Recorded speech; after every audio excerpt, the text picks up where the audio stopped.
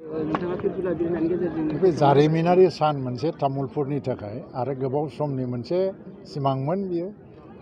बेखौ दा आसामनि मुख्यमन्त्रि डक्टर हिमन्त बिश्व शर्माया खोथा होलांदों। खोथा होनांनाय बायदि दिनै गणराज्य दिबसआव बेखौ जिल्ला हिसाबै पूर्णांग जिल्ला हिसाबै मर्यादा होनानै दिनै बेवहाय मोनसे फ्लेग थिखांनायनि सुबिदाखौ होबाय।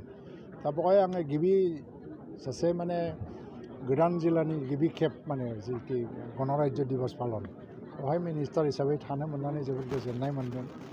लोगोसे बेवहाय सासे गोदान डिसि फैबाय हिमन्त कुमार दास आरो पंकज जाधव एसपि हिसाबै बाहाय फैदों। बिथांमोननोबो आङो आंनि माने माबाखौ जासियो अभिनन्दन कंग्रेचुलेसन। बिथांमोना डिसि हिसाबै एसपि हिसाबै फार्स्ट बाहाय जइन जानानै दिनै रिपाब्लिक डेनि फ्लेग माने हस्टिंआव थानो मोनदों।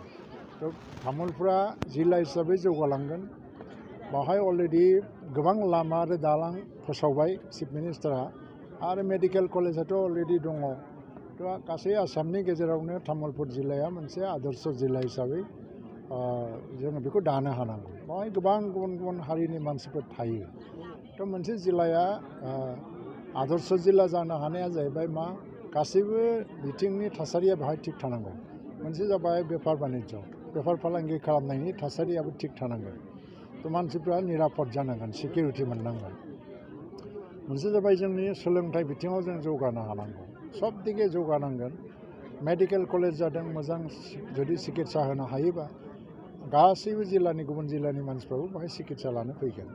दा लासै लासै बेबायदियैनो जोङो राव हारिमु बिथिङाव जेरैबो जौगानाय लाबोनांगौ। आंनि खावलायनाया बेनो तामुलपुर रायजो राजाफोरनाव शिक्षानि बिथिङावबो जों जौगानाय लाबोनांगौ, बेफार बानिज्यआव आबादाव जेरैबो लाबोनांगौ, लामा सामा। नाथाय लोगो लोगोनो मोनसे ओनसोला जुदि मोनसे मोजां नाम लाखिनांगौबा मोनसे इन्टेलेक्सुवेल कालसारा डेभेलप जानांगौ। मोनसे ओनसोलाव तामुलपुराव मोनसे गोख्रों इन्टेलेक्सुवेल कालसार डेभेलप जाथों, बेखौनो आङो खावलायो।